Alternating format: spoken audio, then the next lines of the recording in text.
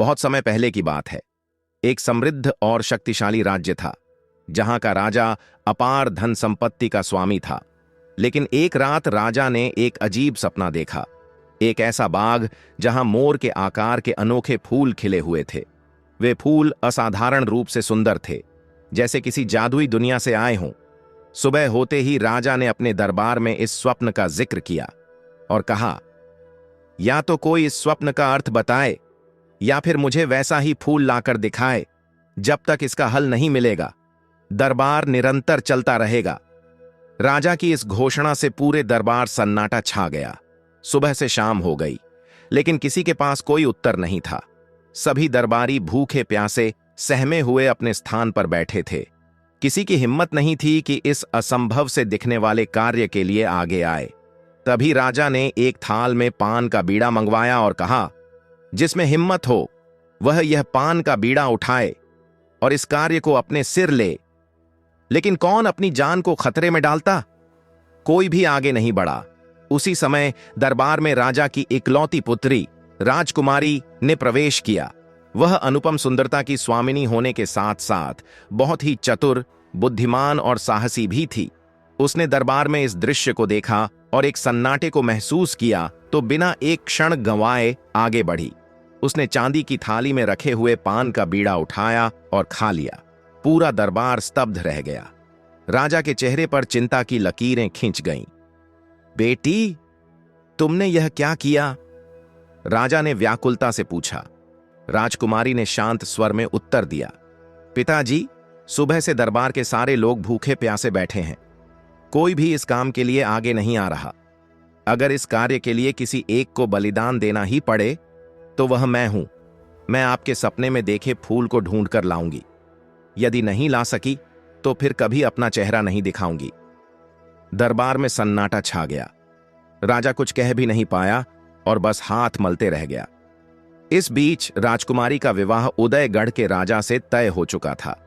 विवाह की तैयारियां महल में पूरे जोरों पर थीं, लेकिन इस अनोखी चुनौती ने स्थिति को पलट कर रख दिया था। अब राजकुमारी एक ऐसे सफर पर निकलने जा रही थी जिसकी मंजिल और परिणाम अज्ञात थे। राजकुमारी ने अपने माता पिता को आश्वस्त किया, या तो मैं 1 साल के भीतर लौट आऊंगी, या फिर अगर किस्मत ने साथ न दिया तो उदयगढ़ के राजा से मेरा संदेशा मान लेना। अपनी बात पूरी कर उसने यात्रा की तैयारी शुरू कर दी। एक घोड़े पर सवार होकर वह पुरुष वेश धारण करके अपने लक्ष्य की ओर निकल पड़ी। उसने सिर पर पगड़ी बांध ली, वस्त्र बदल लिए और एक साहसी यात्री की तरह दुनिया की अनजानी राहों पर कदम रख दिया। सफर लंबा और कठिन था। हर शहर, हर बस्ती में वह एक सराय में ठहरती और वहां के मालिक से एक ही सवाल पूछती, क्या यहां कोई ऐसी जगह है जो देखने लायक हो? लेकिन हर जगह उसे निराशा ही हाथ लगती। कोई भी ऐसी जगह नहीं बताता जो रहस्यमयी हो, जहां कुछ अनोखा देखने को मिले। इस तरह 2 महीने बीत गए। रास्ते की धूल, मौसम की मार, अनजान शहरों का अजनबीपन, इन सब से जूझते हुए आखिरकार वह एक बेहद खूबसूरत शहर पहुंची। यह शहर पहले देखे हुए सभी स्थानों से अलग था।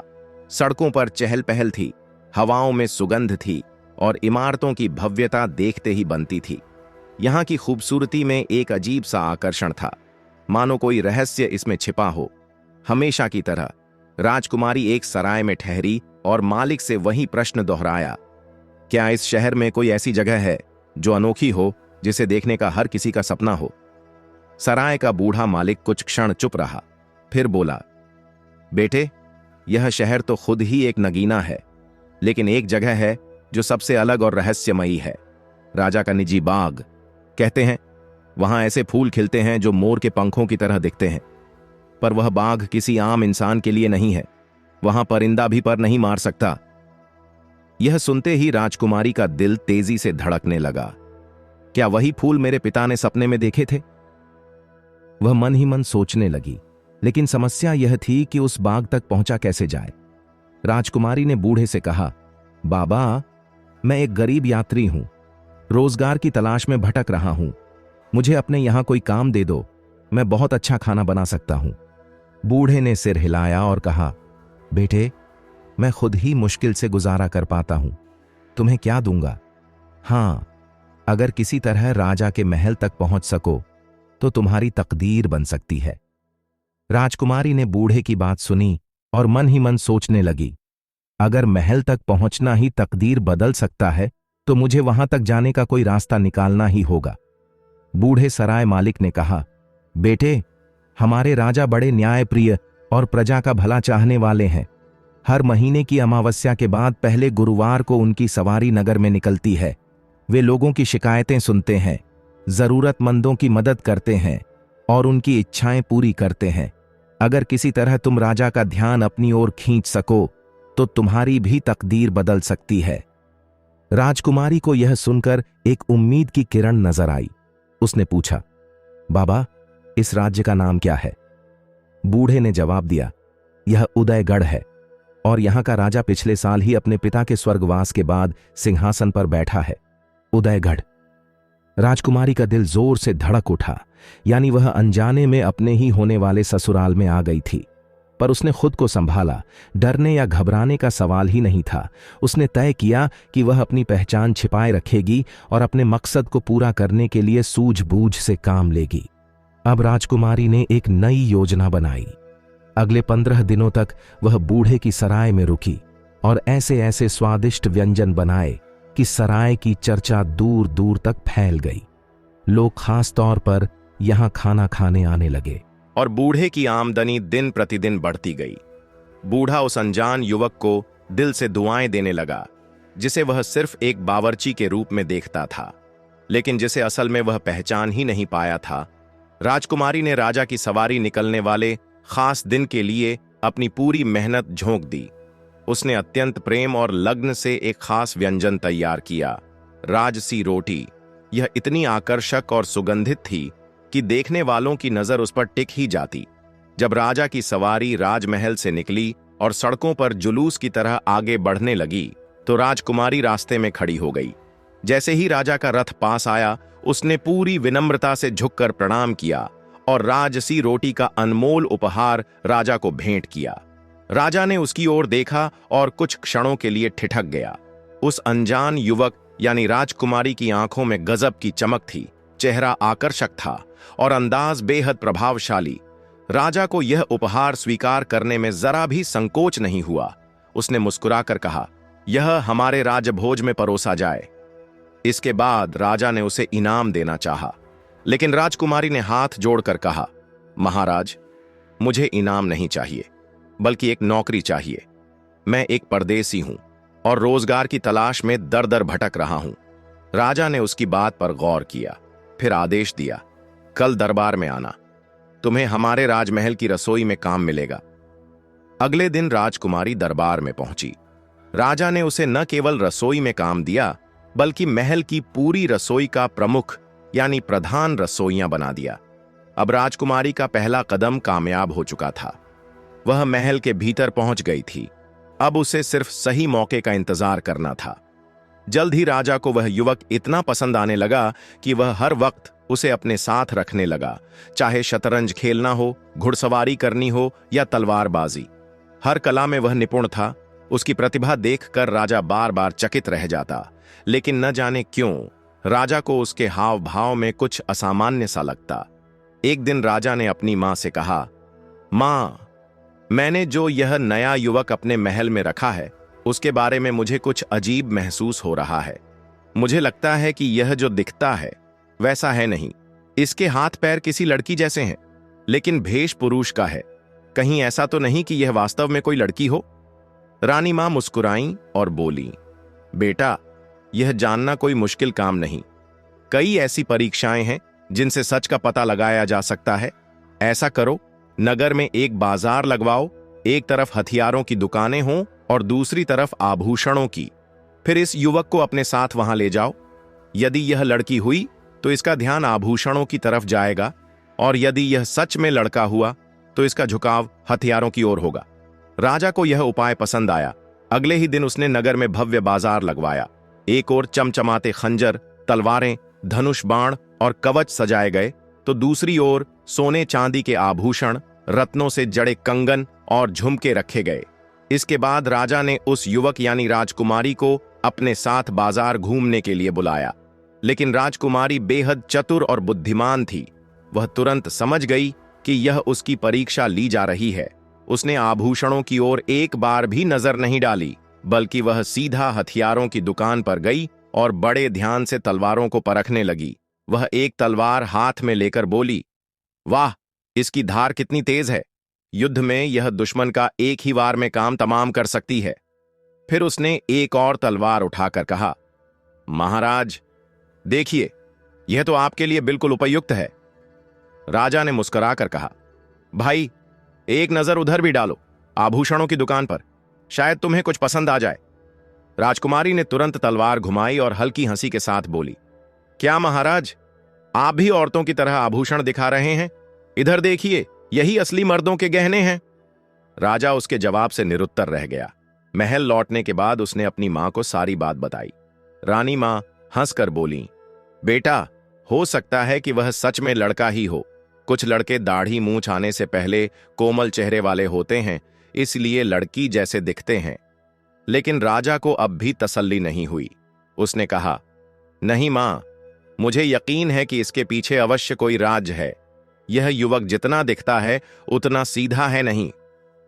रानी मां सोच में पड़ गईं। फिर उन्होंने एक और उपाय सुझाया। अच्छा, ऐसा करो, आज रात खाने में बहुत तेज मिर्च डालने के लिए कहो। अगर यह लड़की हुई तो निश्चित रूप से मिर्ची लगने पर हाय हाय करेगी, लेकिन अगर यह सच में लड़का हुआ तो चाहे कितनी ही मिर्च क्यों ना हो, वह बर्दाश्त कर लेगा, भले ही उसकी आंखों से पानी क्यों ना आ जाए। राजा को यह उपाय भी पसंद आया। अगले दिन राजा ने अपने मुख्य रसोइये को बुलाया और आदेश दिया, आज रात के खाने में ढेर सारी मिर्च डालना। राजकुमारी, जो कि अब महल की रसोई की प्रभारी भी थी, यह बात सुनते ही समझ गई कि यह उसकी एक और परीक्षा है। वह मन ही मन मुस्कुराई, लेकिन चेहरे पर कोई भाव नहीं आने दिया। उसने तुरंत एक योजना बनाई।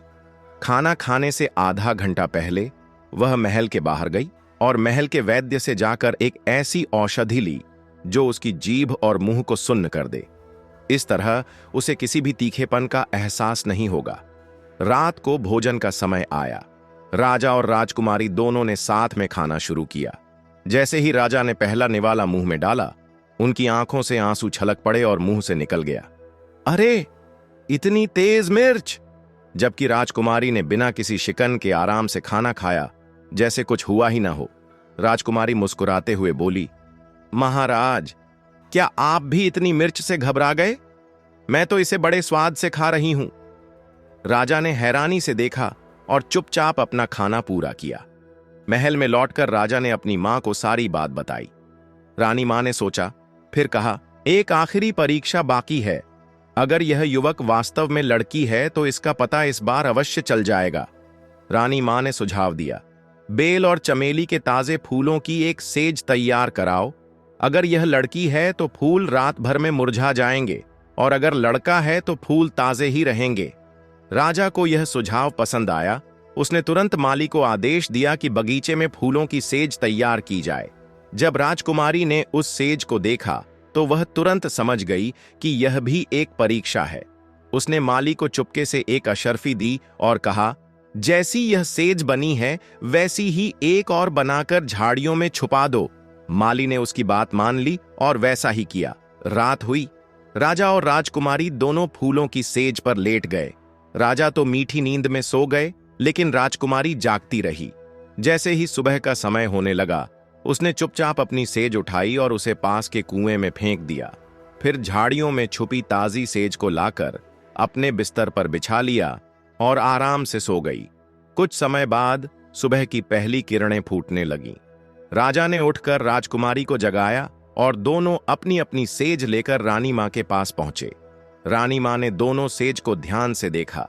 राजा की सेज के फूल मुरझा चुके थे, बांसी और मुरझाए हुए थे, जबकि राजकुमारी की सेज पर फूल ताजे और खिले हुए थे, जैसे अभी अभी बाग से तोड़े गए हों। रानी मां ने मुस्कुराते हुए कहा, बेटा, अब यह जिद छोड़ दो, यह युवक ही है। कुछ युवक उम्र के इस पड़ाव में लड़कियों जैसे दिखते हैं। राजा को अब भी थोड़ा संदेह था, लेकिन मां की बात मानकर वह शांत हो गया। कुछ दिन बाद जब राजकुमारी को विश्वास हो गया कि अब राजा और महल के लोग उस पर पूरी तरह भरोसा करने लगे हैं, तब उसने एक दिन राजा से कहा, राजा सलामत, मैंने सुना है कि आपके बाग में मोर के पंखों जैसे अनोखे फूल खिलते हैं। राजकुमारी ने मुस्कुराते हुए कहा, लेकिन आपने मुझे आज तक उनके बारे में नहीं बताया। राजा को थोड़ी शर्मिंदगी महसूस हुई। वह हंसते हुए बोले, अरे, इसमें बताने जैसा क्या था? अगर तुम्हें देखना है तो अभी चलो। राजकुमारी ने उत्साहित होते हुए कहा, वाह, सच में? मैंने सुना है कि वे फूल इतने सुंदर होते हैं कि उन्हें देखने वाले मंत्रमुग्ध हो जाते हैं। राजा तुरंत उसे अपने साथ बाग में लेकर गया। वहां पहुंचकर राजकुमारी ने उन फूलों की दिल खोलकर तारीफ की। महाराज, ये तो सचमुच आश्चर्यजनक हैं। मेरी तो इच्छा हो रही है कि रोज इन्हें देखने आऊं। राजा मुस्कुराए और बोले, तो आज आया करो, इसमें कौन सी बड़ी बात है? राजकुमारी ने थोड़ा मायूस होते हुए कहा, लेकिन यहां तो कड़ा पहरा रहता है, हर तरफ सैनिक तैनात रहते हैं। मैं चाहकर भी अकेले यहां नहीं आ सकता। राजा ने तुरंत पहरेदारों को बुलाया और आदेश दिया, सुनो, ये हमारे खास मेहमान हैं, जब चाहें इस बाग में आ सकते हैं, इन्हें कभी रोका न जाए। राजकुमारी का मन अंदर से प्रसन्न हो उठा। उसकी योजना सफल हो रही थी। अब उसे वह रास्ता मिल गया था जिसकी उसे तलाश थी। रात होते ही, जब सब सो चुके थे और पहरेदार भी अपने गश्त में व्यस्त थे, राजकुमारी ने मौका पाकर बाग में प्रवेश किया। उसने धीरे से 2 फूल तोड़े और उन्हें अपने कपड़ों में छुपा लिया।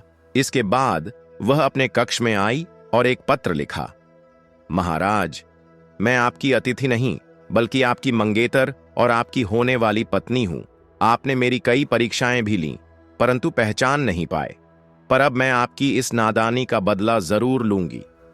उसने यह पत्र अपने बिस्तर पर रख दिया और फिर धीरे धीरे महल से बाहर निकल आई। पहरेदारों ने उसे नहीं रोका क्योंकि वे उसे राजा का खास मेहमान समझते थे। राजकुमारी ने अपने वफादार घोड़े को ऐड लगाई और पूरी रात घुड़सवारी करती रही। कुछ ही घंटों में वह उदयगढ़ की सरहद पार कर दूर निकल चुकी थी।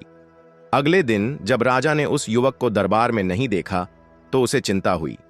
उसने सेवकों से उसके बारे में पूछा। तभी एक गुलाम दौड़ता हुआ आया और बोला, महाराज, यह पत्र आपके लिए है। राजा ने पत्र खोला, पढ़ा और स्तब्ध रह गया। उसकी आंखों के सामने सब साफ हो चुका था। जिसे वह अपना खास कर्मचारी समझता था, वह असल में एक लड़की थी और वह भी उसकी मंगेतर। राजा ने गहरी सांस ली। पूरा पत्र पढ़ते ही क्रोध से आग बबूला हो गया। उसकी मुट्ठियां भींच गईं और सांसें तेज हो गईं। उसने तुरंत अपनी मां को बुलवाया और पत्र दिखाते हुए बोला, देखा अम्मा, मैंने पहले ही कहा था कि दाल में कुछ काला है, पर आप ही थीं जो मेरी बात मानने को तैयार नहीं थीं। वह लड़की मुझे पूरी तरह बेवकूफ बना गई और ऊपर से धमकी देकर चली गई। लेकिन अब मैं भी कसम खाता हूं, जब तक इसका बदला नहीं लूंगा, चैन से नहीं बैठूंगा। राजा ने आवेश में अपने सेनापति को बुलाया और आदेश दिया, इसके घर पर फौरन पैगाम भेजो कि हम इसी महीने बारात लेकर आ रहे हैं। इस बार यह खेल उसी के महल में खत्म होगा। उधर राजकुमारी के महल में उसके सुरक्षित लौटने की खुशियां मनाई जा रही थीं। लेकिन जैसे ही राजा का संदेश वहां पहुंचा, माहौल बदल गया। राजकुमारी मुस्कुराई और बुदबुदाई, तो आखिर उसने चाल चल ही दी। लेकिन अब राजा को मेरी असली शक्ति का एहसास होगा। राजकुमारी ने तुरंत अपने खास भरोसेमंद कारीगर को बुलवाया और उसे 100 अशर्फियां देते हुए कहा, जल्दी से एक लकड़ी की चलने वाली गुड़िया बनाओ जो अंदर से खोखली हो, उसके भीतर सामान रखने की जगह हो, खाने पीने की व्यवस्था हो और एक आदमी उसके अंदर खड़ा भी हो सके। लेकिन ध्यान रहे, इस बारे में किसी को कानों कान खबर नहीं होनी चाहिए। कारीगर ने मेहनत से उस अद्भुत गुड़िया को तैयार किया और राजकुमारी के कक्ष में छुपा दिया। विवाह से एक दिन पहले राजकुमारी ने अपनी राजदार दासी को बुलाया और एक गुप्त योजना समझाई। उसने मोम से एक लड़की का पुतला तैयार करवाया और उसके पेट में गाढ़े लाल रंग का शीरा भर दिया। फिर दासी को आदेश दिया, कल मेरी रुखसती के समय इस मोम की गुड़िया को दुल्हन बनाकर पालकी में बिठा देना, लेकिन यह राज किसी को भी पता नहीं चलना चाहिए। दासी ने सिर झुकाकर हामी भरी। राजसी बारात धूमधाम से आई। पूरे राज्य में शहनाइयां बजीं, ढोल नगाड़ों की गूंज उठी भव्य विवाह संपन्न हुआ और फिर रुखसती का समय आया।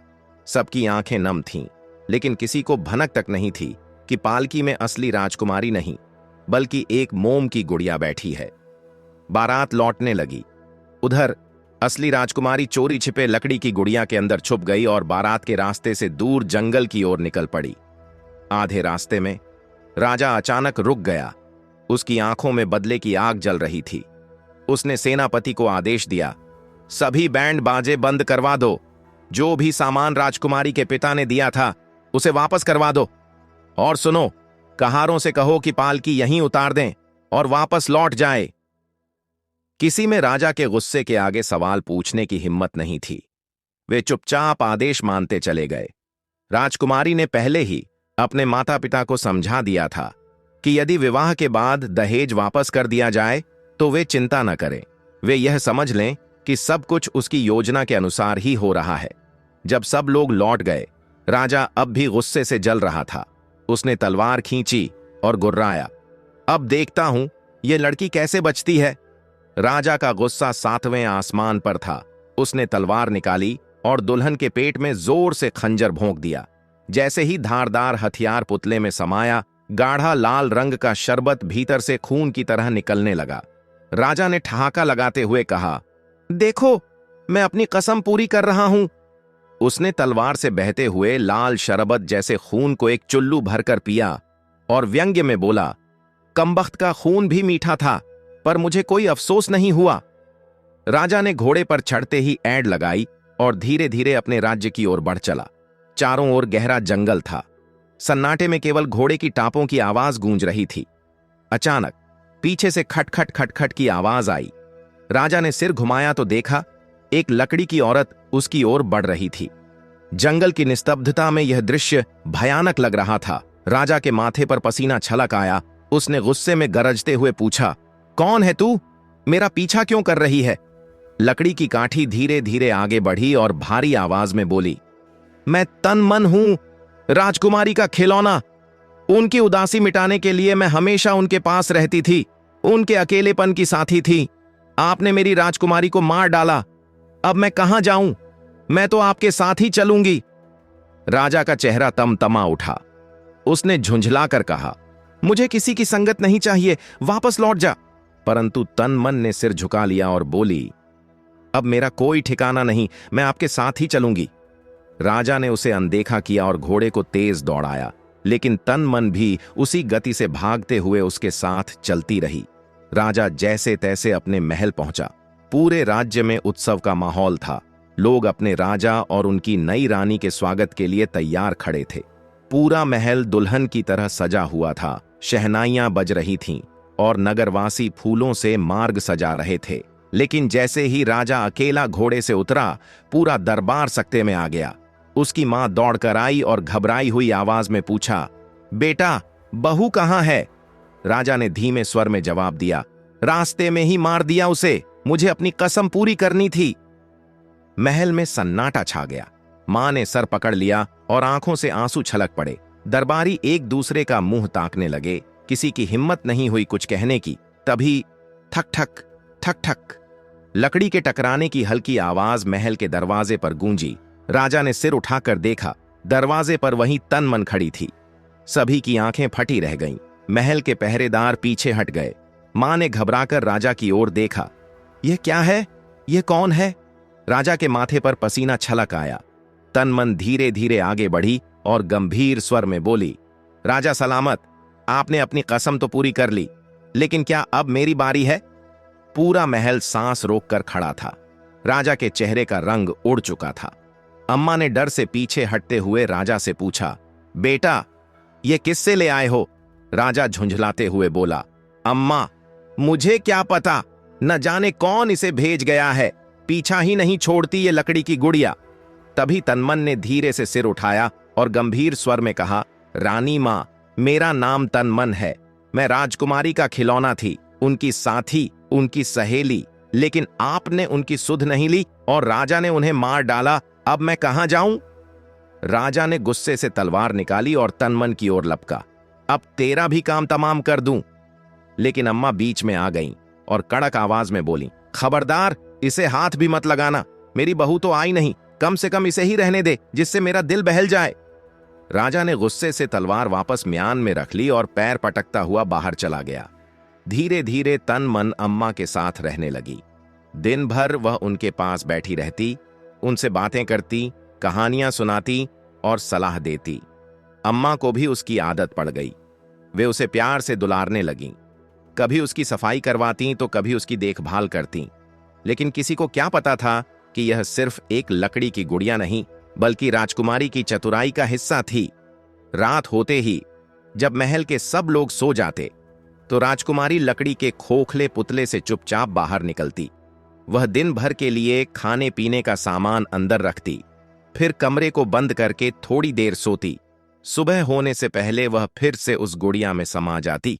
अम्मा ने अपने बेटे को ताने मारने शुरू कर दिए। बेवजह अपनी पत्नी को मार डाला। किस्मत से एक अच्छी पत्नी मिली थी, लेकिन तेरा गुस्सा तुझे ले डूबा, अब तू अकेला रह गया। राजा यह सब सुनकर चुप ही रहता। फिर एक दिन तनमन ने अम्मा से धीरे से कहा, बेगम साहिबा, राजा सलामत को फिर से शादी कर लेनी चाहिए। अकेले रहने से अच्छा है कि कोई उनका साथ निभाए। अम्मा ने हामी भरते हुए कहा, सच कह रही हो, मैं अभी एक अच्छी लड़की ढूंढती हूं। राजा ने मना कर दिया, लेकिन अम्मा ने जिद पकड़ ली। आखिरकार उन्होंने अपने ही एक मंत्री की बेटी से राजा का रिश्ता तय कर दिया। महल में फिर से शादी की तैयारियां शुरू हो गईं। जगह जगह रोशनी जगमगा रही थी, शहनाइयां बजने लगीं और सारे राज्य में उत्सव का माहौल बन गया। अब शादी में सिर्फ 2 दिन बचे थे। तब एक रात तनमन ने अम्मा से कहा, रानी मां, शादी का दिन आ गया है, क्या मुझे इजाजत मिलेगी कि मैं नदी पर जाकर अपना कांठ यानी अपने लकड़ी के शरीर को धो लूं?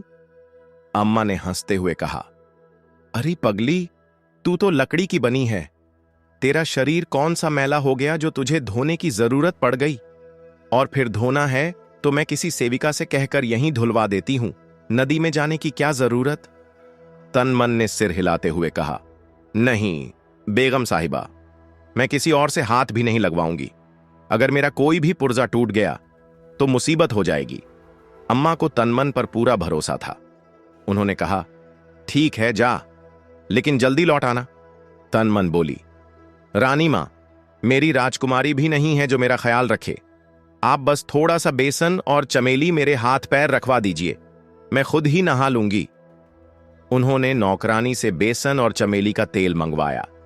तनमन खटपट करती हुई धीरे धीरे नदी की ओर बढ़ी।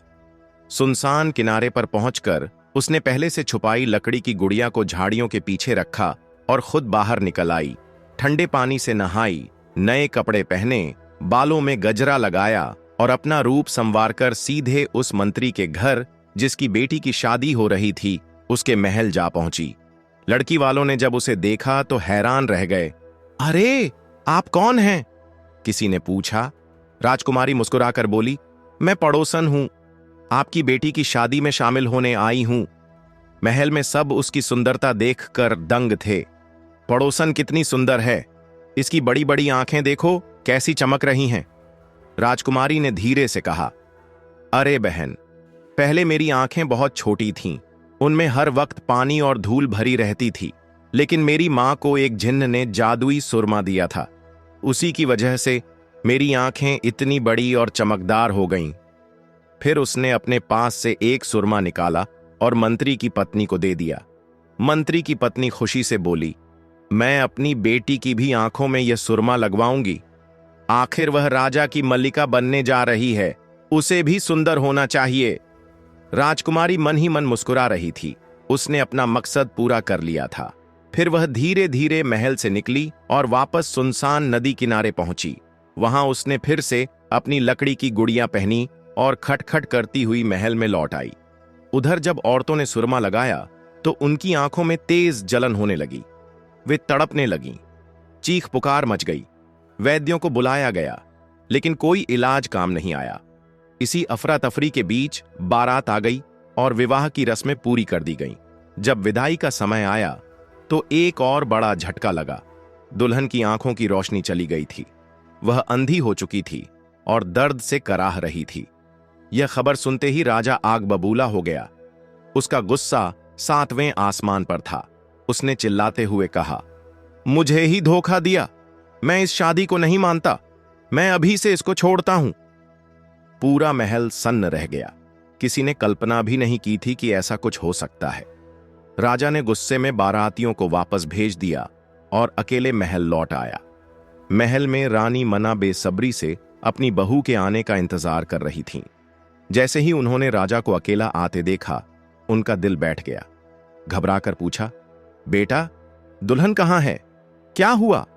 राजा ने ठंडी आवाज में कहा, उन्होंने मुझसे धोखा किया। अंधी लड़की से शादी करवा दी। मैंने वहीं परित्याग कर दिया। रानी मां ने अपना सिर पकड़ लिया और दुखी होकर बोली, लगता है तेरी किस्मत में पत्नी का सुख लिखा ही नहीं है। कुछ दिन और बीत गए। महल का माहौल गमगीन था। इसी बीच तनमन ने फिर से अम्मा जान से राजा की दूसरी शादी की बात छेड़ दी। अम्मा जान ने थक कर कहा, नहीं तनमन, अब नहीं। मैं किसी और लड़की की तकदीर बर्बाद नहीं कर सकती। लेकिन तनमन इतनी आसानी से हार मानने वाली नहीं थी। वह धीरे धीरे रानी मां को समझाने लगी, रानी मां, इसमें राजा का क्या कसूर? अगर लड़की ही अंधी थी तो राजा क्या कर सकता था? और रही मेरी राजकुमारी की बात, तो वो मेरी मालिक थी, लेकिन मिजाज की बहुत तेज थी। उसने राजा को धोखा दिया। भला कौन मर्द ऐसा अपमान सह सकता है? राजा ने जो किया, सही किया। तनमन की बातों का असर होने लगा। उसने इतनी बार यह बात दोहराई, इतनी बार समझाया कि आखिरकार रानी मां पिघल गईं। उन्होंने भारी मन से राजा के लिए फिर से लड़की देखने की हामी भर दी। इस बार राजा के विवाह के लिए बड़ी सावधानी बरती गई। किसी अमीर और प्रतिष्ठित परिवार की बेटी चुनी गई, जिससे कोई समस्या न हो। शादी की तैयारियां पूरे धूमधाम से हो रही थीं।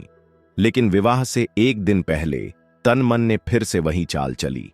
उसने अपना कांठ धोने के बहाने बाहर जाने की अनुमति मांगी और सीधे दुल्हन के घर जा पहुंची और उन्हें भी बताया कि मैं पड़ोसन हूं, और थोड़ी देर में ही वह घुल मिल गई। कुछ देर बाद दुल्हन की मां ने उसे देखा तो आश्चर्य से बोली, अरे पड़ोसन, तेरे बाल कितने लंबे और चमकदार हैं।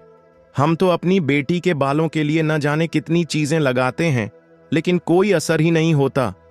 तनमन ने मुस्कुराकर कहा, बहन, मेरे बाल भी कभी बहुत बुरे थे, रूखे सूखे और कमजोर।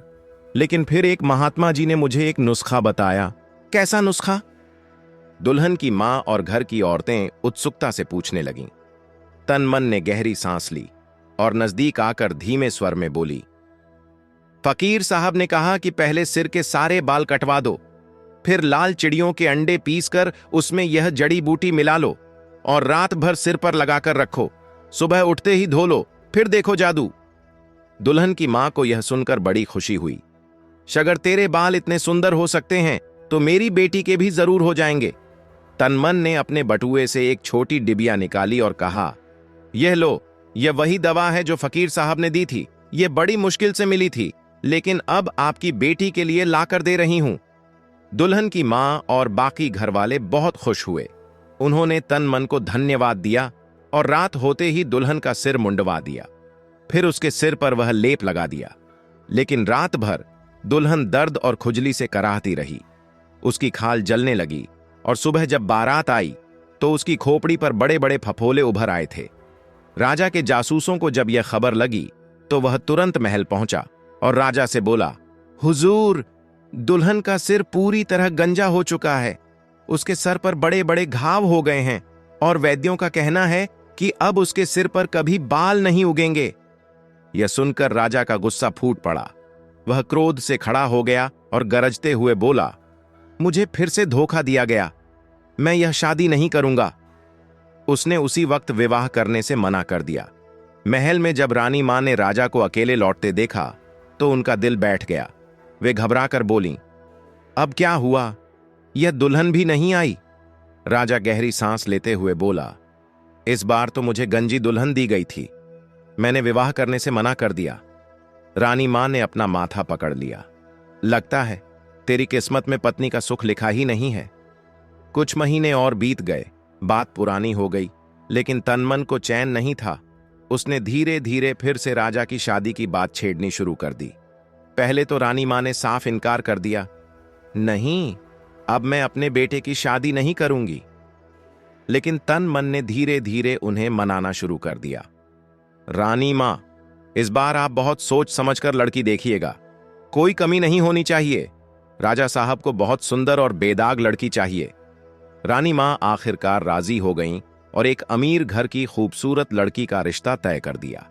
इस बार हर चीज की अच्छे से जांच पड़ताल की गई ताकि कोई गलती न हो। विवाह से 2 दिन पहले तन मन फिर से अपना कांठ धोने के बहाने बाहर निकली और दुल्हन के घर जा पहुंची। वहां सभी ने उसे हाथों हाथ लिया। तन मन ने धीरे से मुस्कुराते हुए कहा, राजा साहब को सुंदर लड़की चाहिए, अगर उन्हें कोई कमी दिखी तो वे तुरंत उसे छोड़े देते हैं। दुल्हन की चाची हंसते हुए बोली, लड़की तो बहुत सुंदर है, इसमें कोई कमी नहीं। तनमन ने गहरी सांस ली और धीरे से मुस्कुराते हुए कहा, राजा को सिर्फ खूबसूरत चेहरा ही नहीं बल्कि चमकते और सुंदर दांत भी चाहिए। अगर दुल्हन के दांत जरा भी टेढ़े मेढ़े हुए तो विवाह के बाद तलाक पक्का समझो। यह सुनकर दुल्हन की मां और वहां बैठी औरतें घबरा गईं।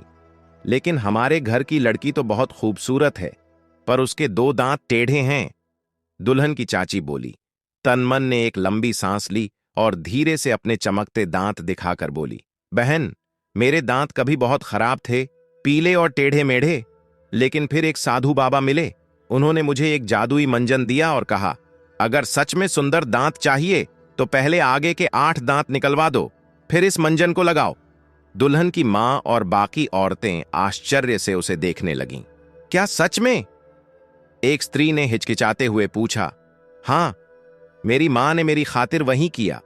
बहुत तकलीफ हुई, लेकिन अगले ही दिन सुबह जादू से मेरे नए दांत निकल आए, इतने खूबसूरत और चमकदार कि देखो, जैसे मोती।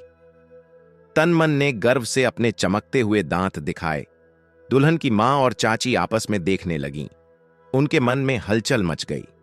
अगर राजा को सुंदर दांत चाहिए तो हमें भी कुछ करना होगा। तनमन ने अपना बटुआ खोला और उसमें से एक छोटी सी पुड़िया निकालकर बोली, यही है वह जादुई मंजन। बड़ी मुश्किल से मिला था, लेकिन मैं तुम्हारी बेटी के लिए लाकर दे रही हूं। बस हिम्मत से काम लेना। दुल्हन की मां ने झट से मंजन ले लिया और बार बार आभार व्यक्त किया। उसी रात उन्होंने अपनी बेटी के आगे के 8 दांत निकलवा दिए और मंजन लगा दिया। सुबह होते ही जब बारात दरवाजे पर पहुंची तो राजा के जासूस ने देखा कि दुल्हन ठीक से मुंह भी नहीं खोल पा रही थी। उसने गौर किया तो पाया कि दुल्हन के आगे के सारे दांत गायब थे। उसके होंठ अंदर धंस गए थे और जबरदस्ती मुस्कुराने की कोशिश में उसकी अजीब सी शक्ल बन रही थी।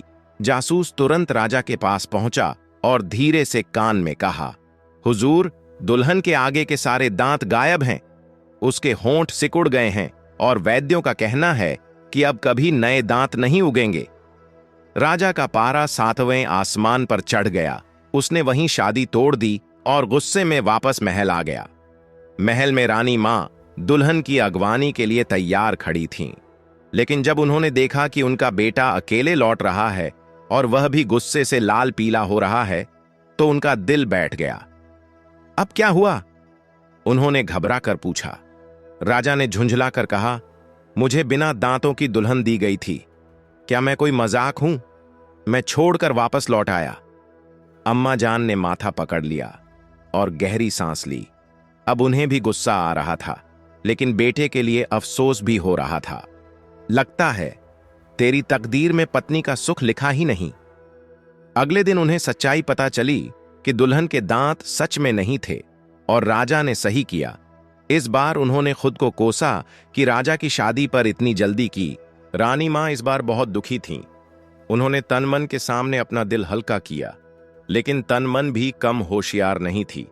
उसने बड़ी चतुराई से मरहम लगाया और रानी मां को धीरे धीरे फिर से विवाह के लिए राजी करने लगी। इस बार उसे पूरे 1 साल लग गए रानी मां को मनाने में। रानी मां ने इस बार कोई गलती नहीं की। उन्होंने बहुत ही अमीर और प्रतिष्ठित परिवार की लड़की पसंद की। खुद जाकर लड़की को देखा, हर तरफ से जांच पड़ताल की और यह तय किया कि इस बार राजा को कोई शिकायत नहीं होगी। अब की बार जब राजा को शादी के लिए कहा गया तो उसने मना कर दिया। मां, मैं अब शादी नहीं करूंगा, हर बार तमाशा हो जाता है। लेकिन रानी मां ने सख्ती से कहा, इस बार कोई तमाशा नहीं होगा, मैंने खुद लड़की देखी है, अब की बार यह विवाह होकर ही रहेगा। राजा मां की बात टाल नहीं सका और सिर झुकाकर बोला, ठीक है, आपकी खातिर यह शादी कर रहा हूं, लेकिन यह आखिरी बार है। अगर कुछ गड़बड़ हुई तो मैं फिर कभी शादी नहीं करूंगा। शादी तय हो गई। पूरे राज्य में उत्साह का माहौल था, लेकिन विवाह से 2 दिन पहले तनमन ने फिर अपना कांठ धोने का बहाना बनाया और दुल्हन के घर जा पहुंची। तनमन ने मुस्कुराते हुए दुल्हन के घर वालों से कहा, मैं राजा साहब की पड़ोसन हूं, मेरा महल में आना जाना है, इसलिए मैं उनके बारे में बहुत कुछ जानती हूं। दुल्हन की मां और रिश्तेदार चौकन्ने हो गए। क्या कह रही हैं आप? तनमन ने गहरी सांस ली और रहस्यमय अंदाज में बोली, राजा सलामत के शादी के रस्मों रिवाज बहुत ही अजीब हैं। अगर शादी उन्हीं रीति रिवाजों के मुताबिक न हुई तो वह बारात वापस लेकर चले जाते हैं या फिर तलाक दे देते हैं। दुल्हन के परिवार वाले घबरा गए। उन्होंने तन मन से विनती की कि वह पूरी बात बताए ताकि कोई गलती न हो। अब जैसा मैं बताऊं ठीक वैसा ही कीजिएगा, वरना राजा साहब नाराज होकर शादी तोड़ देंगे। तन मन ने गंभीरता से कहा। दुल्हन के घर वालों ने राजा और बारातियों के स्वागत के लिए बहुत शानदार तैयारी की थी। हमने राजा साहब के लिए सोने चांदी की अशर्फियां और हीरे का हार तैयार किया है। बारातियों को गुलाब के फूलों के हार पहनाएंगे। खाने में भी कोई कमी नहीं। राजसी पकवान बनवाए गए हैं। दूर दूर से बेहतरीन बावर्ची बुलवाए हैं। दुल्हन के पिता ने गर्व से बताया, लेकिन तन मन ने सिर हिलाकर कहा, नहीं नहीं, आप तो बड़ी भूल करने जा रहे हैं। राजा साहब के परिवार में शादी की परंपरा बिल्कुल अलग होती है। अगर आप उनके रिवाजों का पालन नहीं करेंगे तो यह शादी उसी वक्त टूट जाएगी। दुल्हन के घर वालों की आंखें खुली रह गईं। तो हमें क्या करना चाहिए? तन मन ने चेहरे पर गंभीरता लाते हुए कहा, राजा के खानदान में मिट्टी के बर्तन को बहुत पवित्र माना जाता है। जब राजा बारात लेकर आए तो उनके गले में सोने चांदी के हार के बजाय लाल रंग से रंगी हुई मिट्टी की हांडी पहनाई जाती है। बारातियों को टूटे हुए मिट्टी के दियों का हार पहनाया जाता है। यह कैसी अजीब परंपरा है? दुल्हन की मां हड़बड़ाकर बोली, यही उनका रिवाज है। और खाने में? तनमन ने आंखें नचाते हुए कहा, पहले दिन राजा और बारातियों को मिट्टी के छोटे बर्तनों में नमकीन दलिया खिलाया जाता है। अगले दिन चाहे आप उन्हें हीरे जवाहरात और शाही पकवान परोसें, कोई फर्क नहीं पड़ता, लेकिन पहले दिन यही होना चाहिए। दुल्हन के पिता और रिश्तेदार हैरान थे, लेकिन उन्होंने सोचा कि शायद यह सच हो। राजा का गुस्सा और तलाक का इतिहास उनके सामने था, इसलिए कोई भी गलती करना नहीं चाहते थे। बहुत बहुत शुक्रिया बहन, आपने हम पर बड़ा एहसान किया। सभी ने तनमन का आभार जताया। तनमन मुस्कुराते हुए वहां से चली गई और महल लौट आई। राजसी नगाड़ों की गूंज के साथ राजा की बारात धूमधाम से निकली। जब बाराती विवाह भवन में दाखिल हुए तो उनके गले में गुलाब के हार डालने के बजाय टूटे हुए दियाएं की मालाएं पहनाई गईं। बाराती एक दूसरे को आश्चर्य से देख रहे थे। यह क्या मजाक है? किसी ने फुसफुसाकर कहा। लेकिन असली तमाशा तब हुआ जब राजा साहब खुद दरवाजे पर पहुंचे। दुल्हन के परिवार ने बेहद सम्मान के साथ राजा के गले में लाल रंग से रंगी हुई मिट्टी की हांडी डाल दी।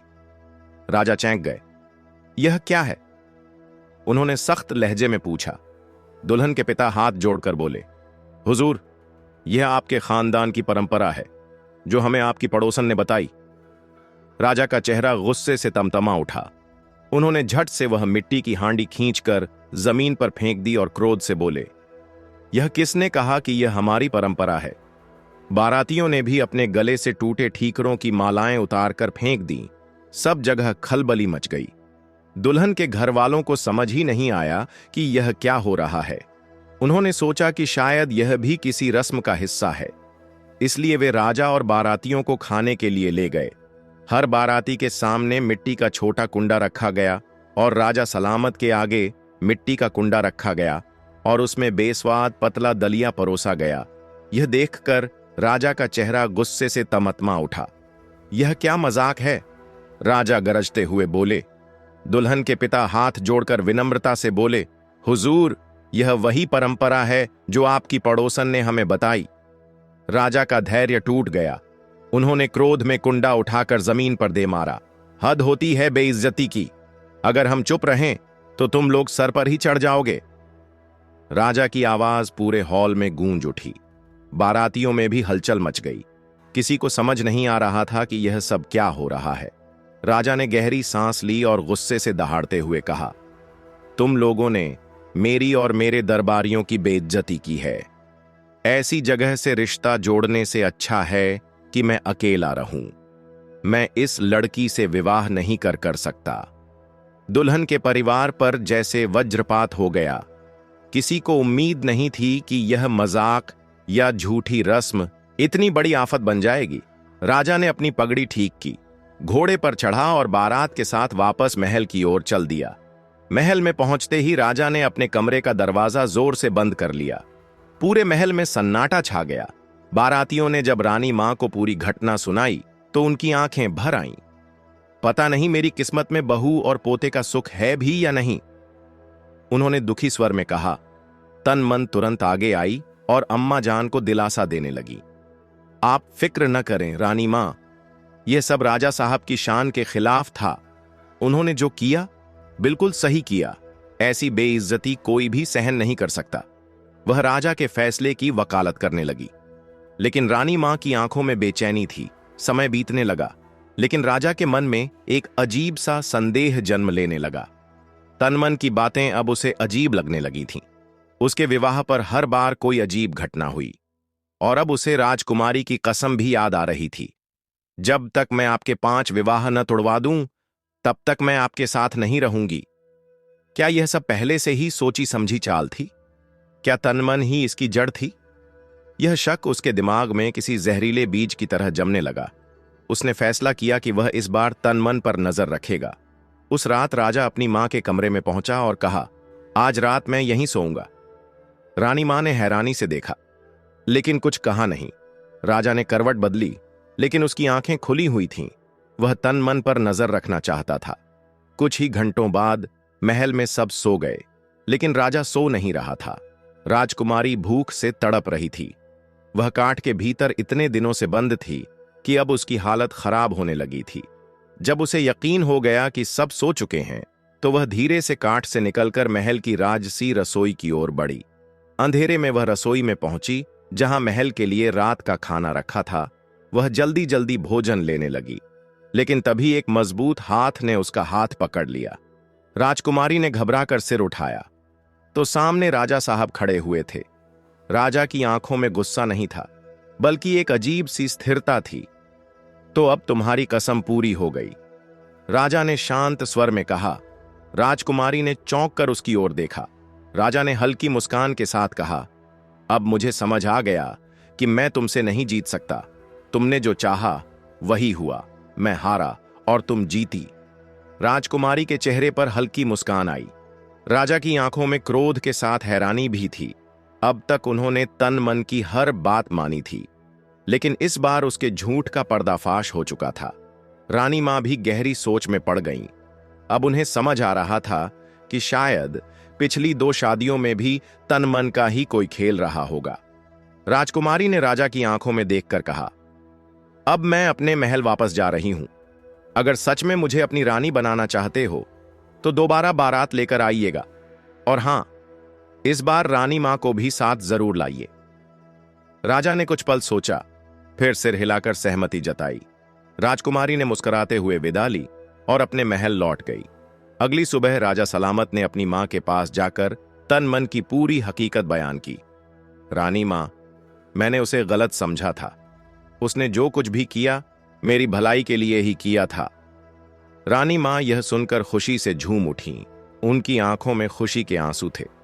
बेटा, वह सच में तुम्हारे लिए योग्य पत्नी है। ऐसी समझदार और बहादुर लड़की किसी किसी को ही नसीब होती है। हमें तुरंत विवाह की तैयारी करनी चाहिए। पूरे महल में विवाह की तैयारियां शुरू हो गईं। पूरा नगर रोशनी से जगमगा उठा। महल के दरवाजे पर रेशमी पर्दे लगाए गए, हाथियों को भव्य आभूषणों से सजाया गया और बाजे गाजे के साथ भव्य बारात निकली। राजा साहब इस बार पूरे राजसी ठाट बाट से बारात लेकर राजकुमारी के महल पहुंचे। रानी मां भी साथ थीं। राजकुमारी को बड़े सम्मान और धूमधाम से विदा किया गया। पूरे नगर में आनंद और हर्षोल्लास का माहौल था। लोग राजा और राजकुमारी की बुद्धिमत्ता और प्रेम की चर्चा कर रहे थे। महल में प्रवेश करने के बाद राजकुमारी ने सबसे पहले एक महत्वपूर्ण कार्य किया। मैं उन 4 लड़कियों के साथ अन्याय नहीं होने दूंगी जिनकी शादियां मेरी वजह से टूट गई थीं। उसने आदेश दिया कि मुख्य राजवैद्य से उनका बेहतरीन इलाज करवाया जाए और सारा खर्च राजसी खजाने से उठाया जाए। कुछ ही महीनों में वे पूरी तरह स्वस्थ हो गईं। इसके बाद राजकुमारी ने उनके लिए योग्य वर तलाश किए और बड़े धूमधाम से उनकी शादियां संपन्न करवाईं। राजा और राजकुमारी के बीच अब सच्चा प्रेम और सम्मान था। राजा ने राजकुमारी की समझदारी, धैर्य और निष्ठा को समझा और उसे अपने जीवन का सबसे अनमोल रत्न मानने लगा। राजकुमारी ने भी अपने नए घर को पूरी लगन और प्रेम से अपनाया। दोनों ने मिलकर राज्य को और भी समृद्ध और न्यायप्रिय बनाया। उनके प्रेम और बुद्धिमत्ता की कहानियां अनेक राज्य तक फैलीं और इस प्रकार एक परीक्षा, कुछ गलतफहमियां और एक नायिका की बुद्धिमत्ता ने एक अद्भुत प्रेम कहानी को जन्म दिया। एक ऐसी कहानी जिसे सदियों तक याद किया गया और वे दोनों खुशी खुशी जीवन व्यतीत करने लगे। दोस्तों, आपके लिए एक और बहुत ही रोचक कहानी प्रस्तुत है। बहुत समय पहले की बात है। अमरगढ़ नामक राज्य पर राजा चंद्रसेन का शासन था। वे न सिर्फ वीर योद्धा थे बल्कि एक कुशल प्रशासक और कला प्रेमी भी थे। चंद्रसेन कला और कारीगरी के बड़े पारखी थे। उन्हें अपने महल को दुर्लभ और सुंदर कलाकृतियों से सजाने का विशेष शौक था। यदि कोई कारीगर कोई अनूठी वस्तु लेकर दरबार में आता तो राजा उसे उसकी कला के अनुरूप भरपूर इनाम देते थे। एक दिन दरबार में एक बढ़ई आया। उसके हाथ में लकड़ी से बना एक अद्भुत घोड़ा था। देखने में वह इतना असली लग रहा था कि पहली नजर में कोई भी धोखा खा जाए। केवल नजदीक से ध्यान से देखने पर ही पता चलता था कि यह काठ का बना है। राजा चंद्रसेन उसकी कला को देखकर मंत्रमुग्ध हो गए। उन्होंने बढ़ई से पूछा, यह केवल एक सजावटी वस्तु है या इसमें कोई विशेषता भी है? बढ़ई मुस्कुराया और बोला, महाराज, यह कोई साधारण काठ का घोड़ा नहीं है। यह जल, थल और आकाश तीनों स्थानों पर अद्भुत गति से दौड़ सकता है। बस इसमें लगे गुप्त बटनों को सही तरीके से दबाना होता है। राजा यह सुनकर बहुत खुश हो गए। उन्होंने बढ़ई से उसकी कीमत पूछी। बढ़ई बोला, महाराज, आप तो स्वयं कला के पारखी हैं। मैं मूल्य तय करने वाला कौन? जो उचित समझें वही दें। राजा ने तुरंत अपने कोषाध्यक्ष को आदेश दिया कि बढ़ई को 1 लाख स्वर्ण मुद्राएं दे दी जाएं। बढ़ई प्रसन्न होकर स्वर्ण मुद्राएं लेकर चला गया। कुछ दिन बाद राजा चंद्रसेन का मन शिकार पर जाने का हुआ। उन्होंने कुछ सैनिकों को साथ लिया और उस रहस्यमयी काठ के घोड़े पर सवार हो गए। जैसे ही उन्होंने घोड़े का बटन दबाया, वह हवा से बातें करने लगा। उसकी रफ्तार इतनी तेज थी कि सैनिक पीछे छूट गए। राजा को इसका एहसास भी नहीं हुआ क्योंकि वे इस अद्भुत यात्रा का आनंद ले रहे हैं। अब राजा ने सोचा, अगर यह घोड़ा जमीन पर इतनी तेज दौड़ सकता है तो क्यों ना इसे उड़ाकर देखा जाए। उन्होंने घोड़े का विशेष बटन दबाया और घोड़ा आसमान में उड़ने लगा। राजा अचंभित रह गए। वह बादलों को चीरता हुआ आगे बढ़ रहा था। लेकिन तभी राजा को महसूस हुआ कि घोड़े को संभालना मुश्किल होता जा रहा है। हवा में उसकी रफ्तार और बढ़ गई थी। जब राजा ने उसे नीचे लाने के लिए बटन दबाया तो घोड़ा तेजी से नीचे उतरने लगा। अचानक संतुलन बिगड़ा और घोड़ा एक बड़े पेड़ से टकरा गया। काठ का घोड़ा चकनाचूर हो गया, लेकिन सौभाग्य से राजा चंद्रसेन बच गए। राजा चंद्रसेन अपने उड़ने वाले काठ के घोड़े के नष्ट होने के बाद जंगल में भटकने लगे। घना वन, अंधकार और अजनबी वातावरण। उन्हें समझ नहीं आ रहा था कि किस ओर जाना चाहिए। भूख और थकान के कारण उनकी हालत बिगड़ने लगी। तभी उनकी नजर एक सन्यासी की कुटिया पर पड़ी। आशा की एक किरण दिखी और वे उस ओर बढ़ने लगे। लेकिन तभी झाड़ियों से एक बंदरियां उछलकर उनके सामने आ गई। वह अजीब तरह से हाथ पैर हिला रही थी, जैसे कुछ समझाना चाह रही हो। राजा चकित हुए, लेकिन उसकी हरकतों का अर्थ नहीं समझ पाए। भूख के मारे उनका धैर्य जवाब देने लगा। उन्होंने एक पेड़ पर चढ़कर कुछ फल तोड़े और खा लिए। फिर उसी पेड़ की एक मोटी शाखा पकड़कर विश्राम करने लगे।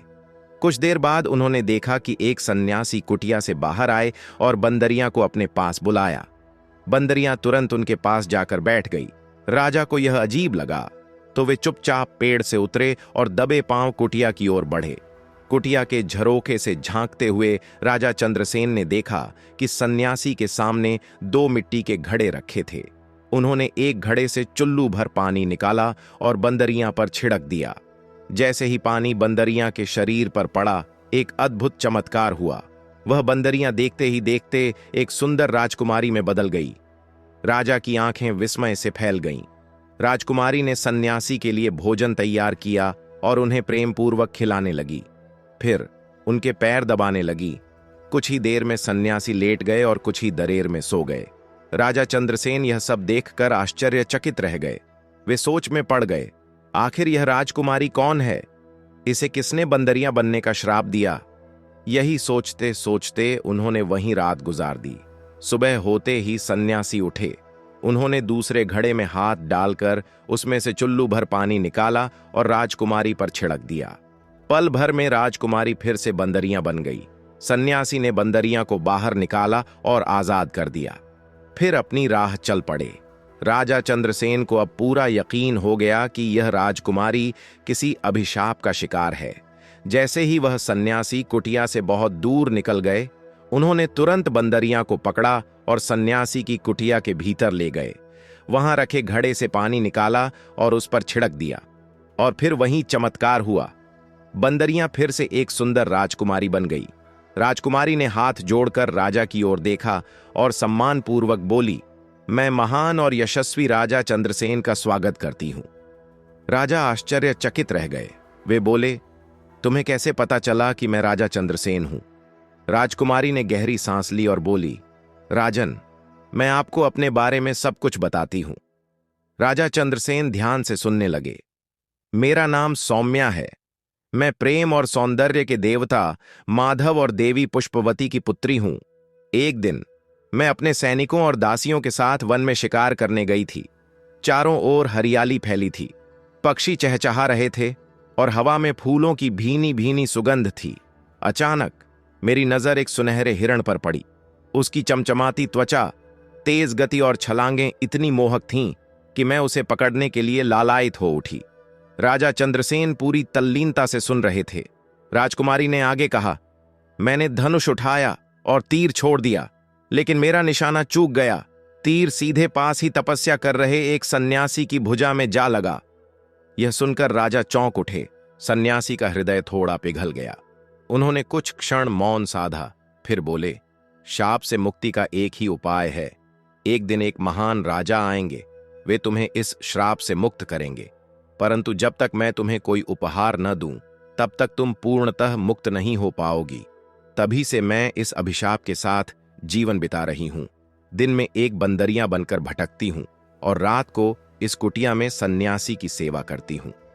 राजा चंद्रसेन ने उसकी पूरी कहानी सुनी और कुछ सोचने लगे। कुछ पल मौन छाया रहा। फिर राजा बोले, यदि यह श्राप तुम्हारे ऊपर सन्यासी के कारण पड़ा है, तो इसका अंत भी उन्हीं के हाथों होना चाहिए। राजा ने सन्यासी की कुटिया में रखे दूसरे घड़े से पानी लिया और राजकुमारी पर छिड़क दिया। वह फिर से बंदरियां बन गई। राजा के इस निर्णय से वह कुछ क्षण के लिए अचंभित रह गई, परंतु उसे राजा की बुद्धिमत्ता पर संदेह नहीं था। शाम हुई।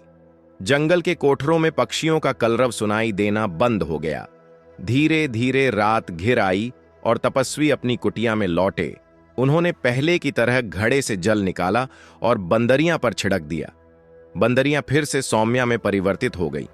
राजकुमारी ने सन्यासी के लिए भोजन तैयार किया। बड़ी निष्ठा से उन्हें भोजन कराया। भोजन के पश्चात जब सन्यासी विश्राम करने लगे, तो राजकुमारी ने उनके चरण दबाने लगी। धीरे से बोली, गुरुवर, क्या आप मुझे कोई उपहार दे सकते हैं? सन्यासी ने अपनी आंखें बंद कीं और हवा में हाथ लहराया, और एक पल में ही आसमान से एक सुंदर चमकते हुए कमल के फूल ने आकार लिया। वह फूल इतना अद्भुत था कि उसकी महक से चारों ओर वातावरण गूंज उठा। सन्यासी ने फूल को उठाया और राजकुमारी को देते हुए कहा, यह चमत्कारी कमल है। यह कभी मुरझाएगा नहीं और हर रोज तुम्हें एक बहुमूल्य रत्न देगा। यह रत्न तुम्हारे जीवन की परेशानियों को हल करेगा, तुम्हारी हर इच्छा पूरी करेगा। सन्यासी ने कुछ देर तक मौन रहकर और गहरी सांस ली। फिर बोले, मैं यह भी जान चुका हूं कि तुम्हारे जीवन में तुम्हारा वर राजा चंद्रसेन अब यहां आ चुका है। आज से तुम शाप से मुक्त हो। यह कहकर सन्यासी ने अपनी कुटिया से राजकुमारी को विदा किया। राजकुमारी ने कमल फूल को हाथ में थामे हुए धीरे धीरे कुटिया से बाहर कदम रखा। राजा चंद्रसेन ने जब उन्हें इस रूप में देखा तो वे पेड़ से नीचे उतरे और कुछ पल चुपचाप उन्हें निहारते रहे। उन्होंने महसूस किया कि यह वह घड़ी है जिसका इंतजार वह बहुत लंबे समय से कर रहे थे। राजकुमारी ने वह अद्भुत कमल फूल राजा को दिया और पूरी कथा सुनाते हुए कहा, राजन, आज से मैं पूरी तरह शाप मुक्त हो चुकी हूं। सन्यासी ने मुझे आशीर्वाद दिया और कहा कि अब मुझे और इस फूल को किसी भी संकट का सामना नहीं करना पड़ेगा। राजा चंद्रसेन की आंखों में राहत और प्रसन्नता की लहर दौड़ गई। उन्होंने राजकुमारी को गले से लगा लिया और कहा, तुम्हारा शाप मुक्त हुआ। यह मेरे लिए सबसे बड़ी खुशी है। अब तुम्हें कोई कष्ट नहीं होगा। तभी राजा के सैनिक राजा को ढूंढते हुए वहां तक पहुंच गए।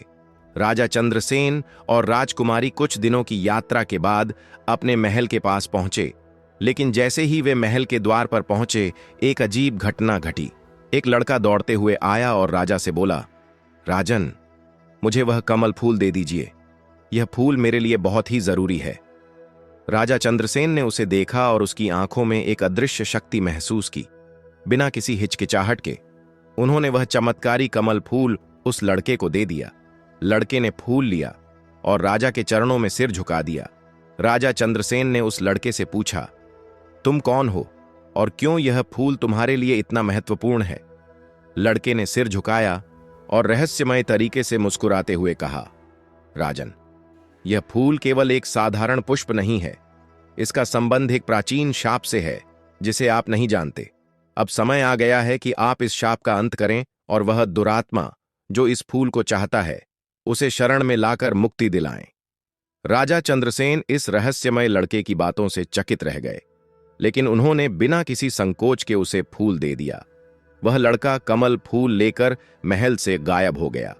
राजा चंद्रसेन और राजकुमारी का विवाह बड़े धूमधाम से हुआ। महल में खुशियां छा गईं। राजा चंद्रसेन अपनी प्रजा की भलाई के लिए निरंतर प्रयासरत रहते थे। एक दिन राज दरबार में एक सैनिक एक गरीब व्यक्ति को पकड़कर लाया। महाराज, दीवान ने कहा, यह व्यक्ति बहुत गरीब है, लेकिन इसके पास बहुमूल्य रत्न है और यह उन्हें बेचना चाहता है। मुझे शक है कि यह चोर है। गरीब व्यक्ति डरते हुए बोला, महाराज, मैं चोर नहीं हूं, मेरे पास कुछ खास नहीं है, लेकिन मेरे बेटे के पास एक अद्भुत कमल का फूल है। उस फूल से हर रोज हमें एक रत्न प्राप्त होता है। राजा चंद्रसेन को अचानक उस कमल के फूल का ख्याल आया जो उन्होंने सन्यासी से प्राप्त किया था और बाद में उस लड़के को दे दिया था। वह फूल अब तक उनके मन में एक रहस्य बना हुआ था। क्या वह वही फूल है? क्या यह उसी लड़के का परिवार है जिसने कभी वह कमल पुष्प मांगा था? राजा चंद्रसेन ने पूरी तरह से गरीब व्यक्ति की बातों पर ध्यान दिया। उन्होंने सोचा, क्या यह वही फूल है जो सन्यासी ने उस लड़की को शाप से मुक्ति दिलाने के लिए दिया था? राजा ने अपने खजांची से कुछ सोने की मुद्राएं मंगवाईं और गरीब व्यक्ति से उन रत्नों को खरीदने का आदेश दिया। राजा चंद्रसेन का शासन अब केवल उनके राज्य में ही नहीं, बल्कि आसपास के क्षेत्रों में भी आदर्श बन गया। वे एक ऐसे राजा के रूप में प्रसिद्ध हुए जिन्होंने अपनी प्रजा को सच्चाई और न्याय की राह दिखाई और जिनके दिल में हमेशा प्रजा के भले के लिए स्थान था। राजमहल में राजकुमारी और चंद्रसेन का सुखी जीवन चलता रहा और उनका राज्य एक मिसाल बन गया। प्यारे दोस्तों, अगर ये कहानियां आपके दिल को छू गई हों तो वीडियो को लाइक जरूर करें और चैनल को सब्सक्राइब करना न भूलें। आपका एक एक लाइक और सब्सक्रिप्शन हमें नई और बेहतरीन कहानियां लाने की ताकत और हौसला देता है। अब बताइए, आप हमें कहां से देख रहे हैं? कमेंट बॉक्स में राधे राधे लिखकर अपने शहर या गांव का नाम जरूर बताएं। हमें गर्व होगा यह जानकर कि हमारी कहानियां देश दुनिया के किन किन कोनों तक पहुंच रही हैं। और हां, आपके लिए हमने स्क्रीन पर कुछ शानदार वीडियो सजाए हैं। अगर आपके पास थोड़ा भी समय हो तो उनमें से कोई भी एक जरूर देखें। यकीन मानिए, वो भी आपको उतनी ही पसंद आएगी। जल्द ही मिलते हैं एक और धमाकेदार कहानी के साथ। तब तक अपना और अपनों का खूब ख्याल रखें। आपके प्यार और समर्थन के लिए दिल से आभार। राधे राधे।